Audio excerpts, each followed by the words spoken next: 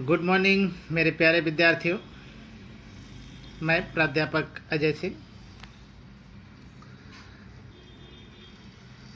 पिछले बार जब हमने बात की थी लेसन नंबर 5 मध्ययुगीन काव्य का और भक्ति महिमा हमने पढ़ाई की थी। आज हम उसी लेसन का मध्ययुगीन काव्य लेसन नंबर 5 का जो दूसरा पार्ट है बाल लीला, उसके बारे में जानकारी हासिल करेंगे। बाल लीला संत सूरदास द्वारा रचित है। भगवान कृष्ण की बाल लीलाओं के बारे में जानकारी दी गई है। ठीक है, चलिए, जैसा कि आप जानते हैं किसी भी पाठ को पढ़ने से पहले उसके कवि के बारे में, उसके लेखक के बारे में जानना बहुत ज़रूरी होता है। तो अब हम संत सूरदास का जीवन परिचय पढ़ लेते हैं। संत सूरदास जी का जन्म 1478 को यानी 1478 को दिल्ली के पास सिही नामक गांव में हुआ था। आरंभ में यानी शुरुआत में आप आगरा और मथुरा के बीच यमुना के किनारे गऊ घाट पर रहे। वहीं पर आपकी भेंट गुरु वल्लभाचार्य से हुई। अष्टछाप कवियों की सगुण भक्ति काव्यधारा के एकमात्र ऐसे कवि हैं जिनकी भक्ति में साख्य यानी सखा का भाव, दोस्ती का भाव, वात्सल्य जो कि प्रेम, वात्सल्य यानी बच्चों के प्रति जो माता पिता का प्रेम होता है, वात्सल्य और माधुर्य भाव निहित है।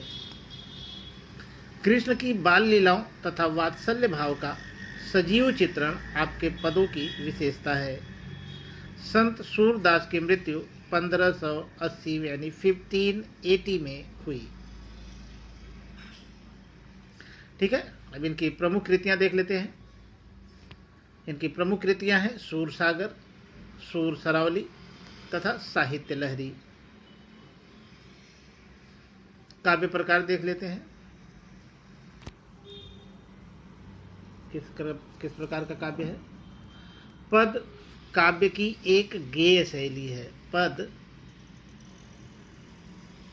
काव्य की एक गेय शैली। गेय शैली का मतलब होता है जिसे हम गा सके। हिंदी साहित्य में पद शैली की दो निश्चित परंपराएं मिलती हैं। एक संतों के शब्द और दूसरी परंपरा कृष्ण भक्तों की पद शैली है। ठीक है, तो जो दो परंपराएं हैं, जैसा कि आपने देखा, जो निर्गुण भक्ति धारा के जो कवि हैं, जैसे कबीर हो गए, रहीम हो गए, इन लोगों ने जो परंपरा, इनकी जो परंपरा है वह शब्द की है, और दूसरी जो कृष्ण भक्त जो कवि हैं उनकी जो लेखन शैली है वह पद शैली है। ठीक है, अब हम देख लेते हैं काव्य परिचय, मतलब जो हम पढ़ने वाले हैं उसमें क्या है। प्रस्तुत पदों में कवि ने कृष्ण के बालहट यानी बाल, बचपन की जो जिद होती है, एवं यशोदा, उनकी माँ यशोदा के ममतामयी छवि को प्रस्तुत किया है। प्रथम पद में अपने लाल की हर इच्छा पूरी करने को आतुर, लाल यानी पुत्र, प्रथम पद में अपने लाल यानी भगवान कृष्ण, पुत्र कृष्ण की हर इच्छा पूरी करने को आतुर यशोदा चांद पाने के कृष्ण के हट को चांद की छवि दिखाकर बहला लेती है। बच्चे हैं, कोई भी जिद कर लेते हैं, तो यहाँ पे प्रथम पद में भगवान कृष्ण जो है चांद को पकड़ने की, चांद के साथ खेलने की इच्छा करते हैं, और उनकी जो माँ है यशोदा जी, वो भगवान कृष्ण के जो हट है, जो उनकी जिद है कि हमें चाँद के साथ ही खेलना है, उन्हें देखना है, तो उनकी जो छवि है वो पानी में दिखाती हैं और इस तरह से उनको बहला लेती हैं। चाँद को देखने पर कृष्ण की मोहक मुस्कान देख यशोदा बलिहारी हो जाती है।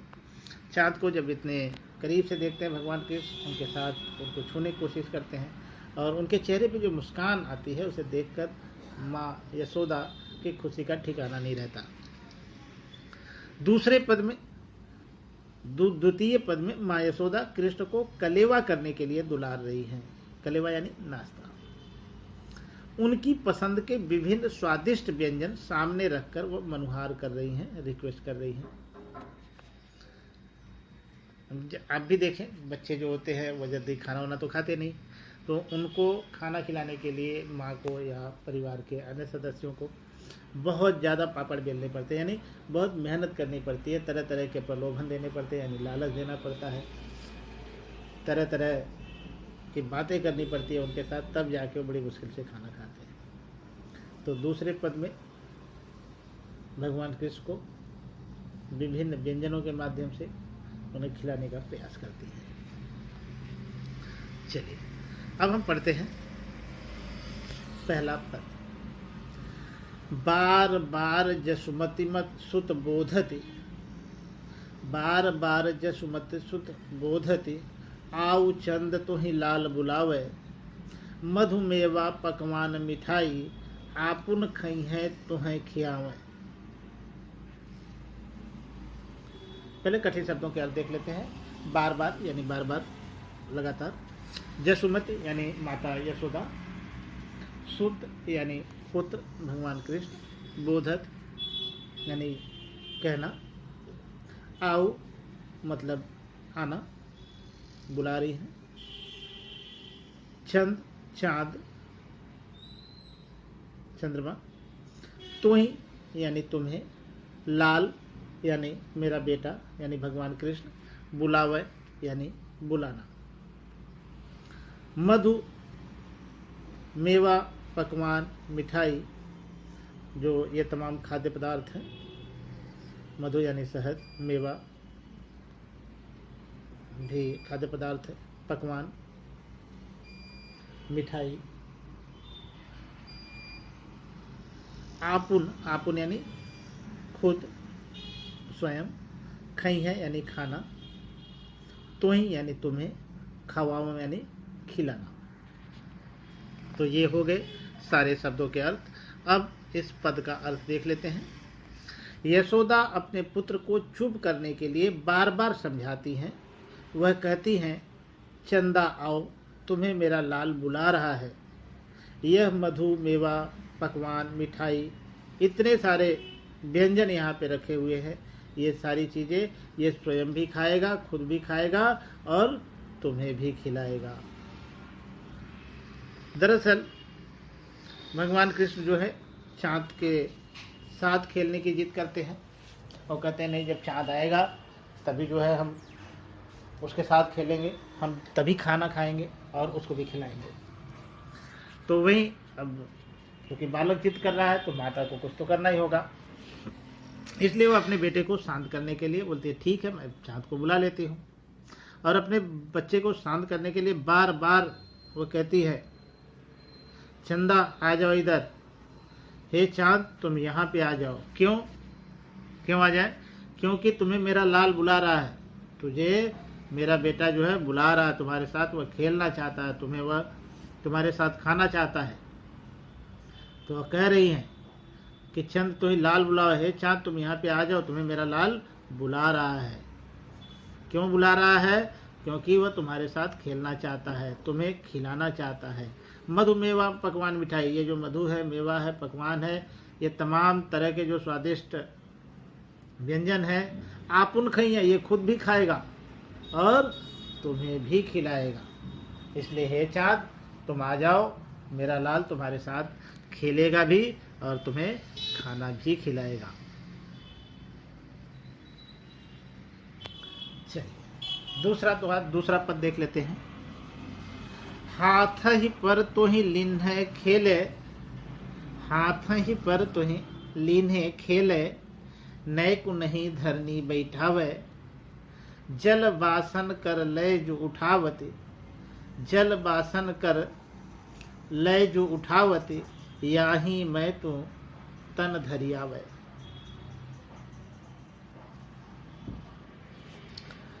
कठिन शब्दों के अर्थ देख लें। मैं सारे शब्दों के अर्थ बता देता हूँ, आपको जो कठिन लगे वो आप लिख लें या समझ लें। हाथ है मतलब हाथ पर,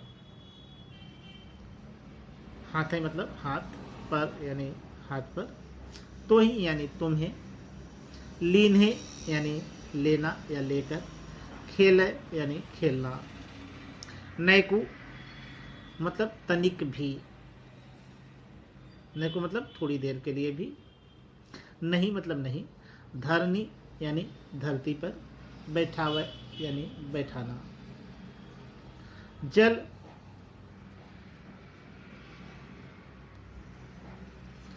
जल मतलब पानी, बासन यानी बर्तन में, कर मतलब हाथ, लय मतलब लेकर, जो उठावत मतलब उठाकर, याही यानी इसी में, मैं यानी मैं, तू तुम, तन यानी शरीर, धरि यानी धारण कर, आवय यानी आना। ठीक है, इसका पूरा पद का अर्थ देख लेते हैं। माता यशोदा कहती हैं, मेरा लाल तुम्हें हाथ में रख कर खेलेगा, हाथ ही पर तो लिन्ह खेल है।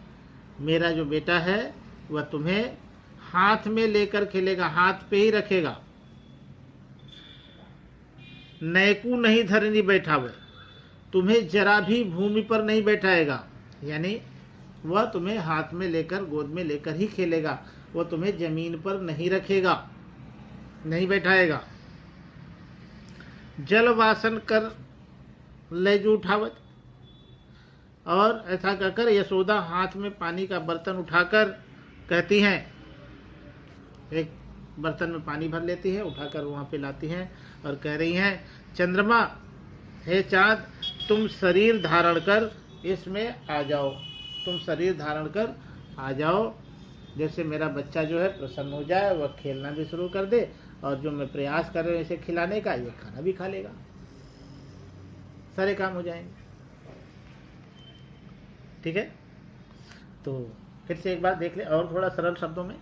हाथ है पर तो ही लेन है खेल है। माता यशोदा जो है चाँद को, हालांकि भगवान कृष्ण जो है जिद किए हुए, भगवान ये चाँद को आप नीचे बुलाइए, उसके बाद ही हम खाना खाएंगे। तो वही कह रही है कि हे चाँद तुम नीचे आ जाओ, हाथ ही पर तो ही लेन है खेल है, तुम टेंशन मत लो, तुम्हें जमीन पे नहीं खेल रखेगा, वो तुम्हें हाथ में ही रखेगा, अपने पास ही रखेगा, वो तुम्हें जमीन पर नहीं रखेगा, नैकू नहीं धरनी बेटा, तुम्हें जो है जमीन पे नहीं बैठाएगा, अपने हाथ में लेकर ही खेलेगा। और ये कहते हुए जल बासन कर ले जो उठावे, तब अब चाँद तोड़ के कहने से आएगा नहीं जमीन पर भगवान कृष्ण के साथ खेलने। तो क्या करते हैं, भगवान कृष्ण को बहलाने के लिए एक बर्तन में पानी रखती हैं और वो लेकर के आके खड़ी हो जाती है उनके पास, भगवान कृष्ण के पास, और कहती है, हे चाँद, इसमें तू शरीर के साथ आकर जो है शरीर धारण करो, तुम मेरे इस बर्तन में आ जाओ। और इस तरह से भगवान कृष्ण को वो बर्तन उनके सामने रख देती हैं, कहती हैं देखो चाँद आ गए हैं। और फिर अब चूँकि बच्चे हैं भगवान कृष्ण, देखते हैं चाँद का प्रतिबिंब यानी परछाई, वहाँ पे चाँद दिखाई देता है पानी में, और वो प्रसन्न हो जाते हैं। जलपुट आनि धरन पर राखो, जलपुट आनि धरन पर राखो, गही आने वह चंद दिखावे, सूरदास प्रभु हंस मुस्काने, बार बार दो करनावे। कठिन शब्दों के अर्थ देख ले। जलपुट यानी जल का पात्र, जल का बर्तन, जिस बर्तन में उन्होंने पानी रखा था वो जलपुट, आनी मतलब लाकर, धरन यानी धरती पर मतलब धरती पर, राख्य यानी रखना, गही आने वह चाँद दिखावे, और उसके बाद आने मतलब लाकर, वह चंद, वह मतलब समझ ही रहे, चाँद यानी चंद यानी चंद्रमा, दिखावा यानी दिखाना। सूरदास कवि का नाम है, प्रभु भगवान कृष्ण, हंस यानी हंसकर, मुस्काने यानी मुस्कुराना, बार बार यानी बार बार लगातार, दो मतलब दोनों, कर यानी हाथ, नावे यानी डालना।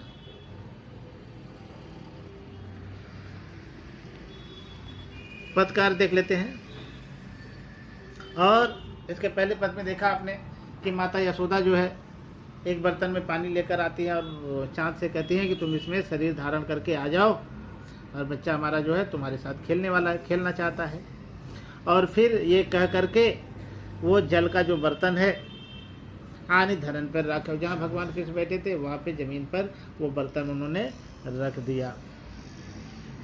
उन्होंने पहले ये हम पढ़ के सुना देते, फिर आपको सरल शब्दों में और सरल शब्दों में इसका अर्थ बता देंगे। फिर उन्होंने जल का पात्र भूमि पर रख दिया और उसे दिखाने लगी, बेटा देखो मैं वह चंद्रमा पकड़ के लाई हूँ, चाँद को मैंने पकड़ लिया है, ये लेकर आई हूँ मैं। अब सूरदास के जो प्रभु हैं भगवान कृष्ण वो हंस पड़े और मुस्कुराते हुए उस पात्र में बार बार दोनों हाथ डालने लगे, और भगवान कृष्ण जो है हाथ डाल करके उस बर्तन में चाँद को पकड़ने की कोशिश कर रहे हैं, उसके साथ खेलने की कोशिश कर रहे हैं। तो देख लीजिए, जलपुट आन धरन पर रखो।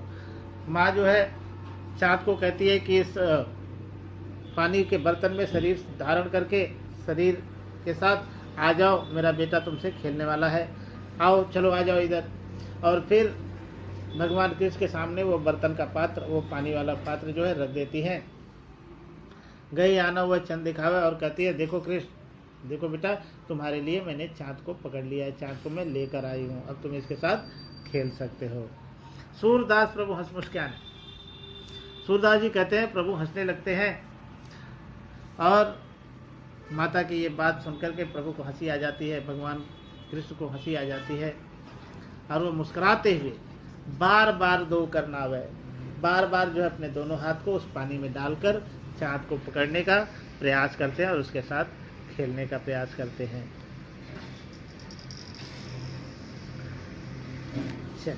तीसरा पद देख लेते हैं। उठिए श्याम कलेऊ कीजय, उठिए श्याम कलेऊ कीजय, मन मोहन मुख निरखत जीजय,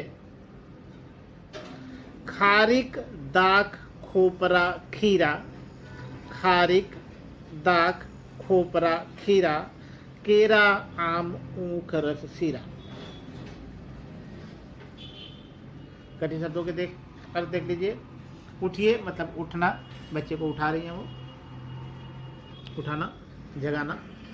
श्याम यानी भगवान कृष्ण, कलेव यानी कलेवा जिसे हम नाश्ता ब्रेकफास्ट बोलते हैं, कीजय यानी करना, मनमोहन मन को मोहने वाला यानी आकर्षक, मुख यानी चेहरा, निरखत यानी निरखना यानी देखना, भाई जो अच्छा चेहरा है सभी लोग देखते हैं अपने बच्चे को, अपने परिवार के लोगों, तो निरखत यानी देखना। जीजय मतलब जी जाना, जी मतलब जी जाना, मतलब बहुत ज़्यादा प्रसन्न होना।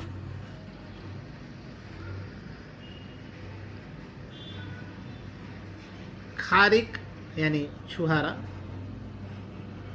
दाक ये भी खाद्य पदार्थ है, खोपरा आप समझते हैं नारियल, खीरा यानी ककड़ी वही प्रजाति का है, केरा यानी केला, आम तो आप समझते हैं मैंगो, ऊख ऊख यानी गन्ना, गन्ना, रस मतलब गन्ने का रस, सीरा, सीरा हलवे को भी बोलते हैं, सीरा मतलब मीठा पदार्थ। खैर इसका अर्थ देख लेते हैं। अब यहाँ पर नाश्ता के लिए बच्चे को पुकार रही हैं माता यशोदा। वह कहती है हे श्याम, हे कृष्ण, उठो, उठ जाओ, जाग जाओ, कलेवा कर लो यानी नाश्ता कर लो, मैं मनमोहन के मुख को देखकर जीती हूँ। कहती है मैं तो सिर्फ मनमोहन भगवान का नाम भी है और मनमोहन का मतलब आकर्षक भी होता है, मन को मोहने वाला।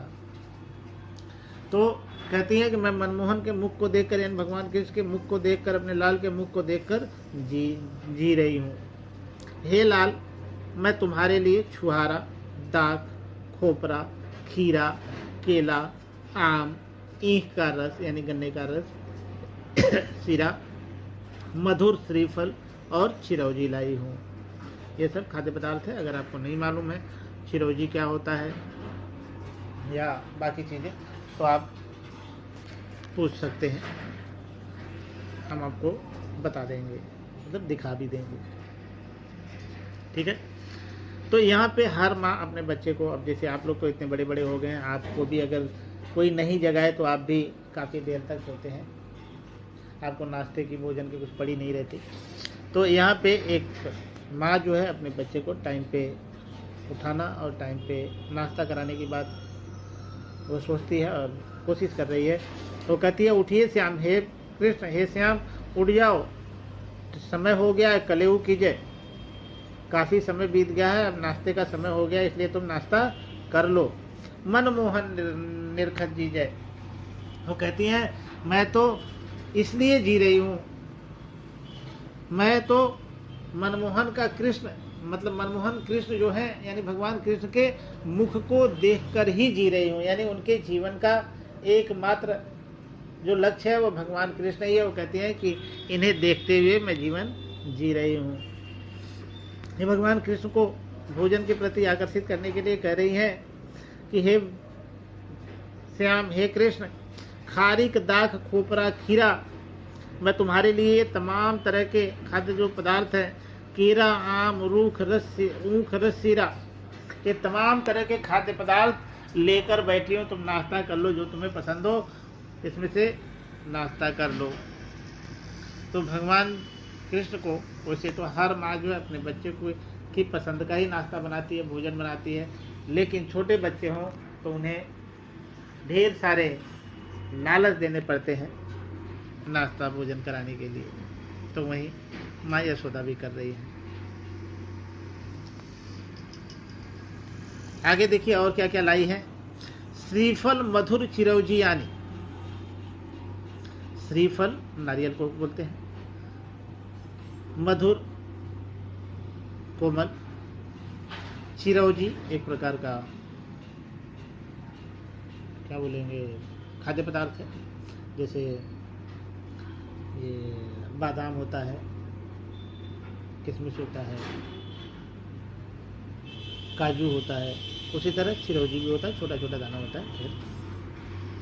सफरी, चिवरा, अरुण खुबानी, घेवर, फेनी और सुहारी, खोवा सहित खाओ बलिहारी। एक माँ अपने बच्चे को कितना ज़्यादा लोग मतलब लालच देती है, उसको खाना खिलाने के लिए कितने प्रयास करती है, यहाँ पे आपको साफ साफ दिखाई देगा। तो कठिन शब्दों के अर्थ हम बता देते हैं। श्रीफल नारियल, मधुर चिरौंजी, चिरौंजी एक प्रकार का खाद्य पदार्थ, आनी यानी लाई हूँ, सफरी यानी अमरूद, चिवरा यानी चिवरा जिसे आप क्या बोलते हैं यहाँ पे खाते हैं सुबह नाश्ता में आजकल, तो उसको भिगा कर भी उसको फिर से बना के फिर खाया जाता है, उसको चिवड़ा कहते हैं। अरुण खुबानी यानी लाल खुबानी, घेवर, फेनी, ये भी एक खाद्य पदार्थ है। सुहारी यानी सादी पूड़ियाँ जो छोटी छोटी बनती हैं। खोवा यानी मावा जिसकी मिठाइयाँ बनती हैं। खाऊं यानी खाना। बलिहारी यानी भगवान कृष्ण, मतलब बलिहारी मतलब न्यौछावर होना, कुर्बान होना। तो इसका अर्थ देख लेते हैं। अमरूद, चूड़ा, लाल खुबानी, घेवर, फेनी और सादी पूड़ी खोआ के साथ खाओ, मैं बलिहारी जाऊं। मतलब वो अपने बच्चे भगवान कृष्ण को खाते हुए देखना चाहती हैं और उस पर न्यौछावर होने की बात करती हैं। मतलब उन्हें, अब देखिए बच्चे को जब हम कुछ खिलाते हैं, बच्चा जब खाने लगता है तो उसको जितनी खुशी मिलती है उससे कहीं ज़्यादा खुशी खिलाने वाले को मिलती है। तो यहाँ पे माँ जो है ढेर सारे खाद्य पदार्थ लेकर आई है और बच्चे को खिलाने का प्रयास कर रही है।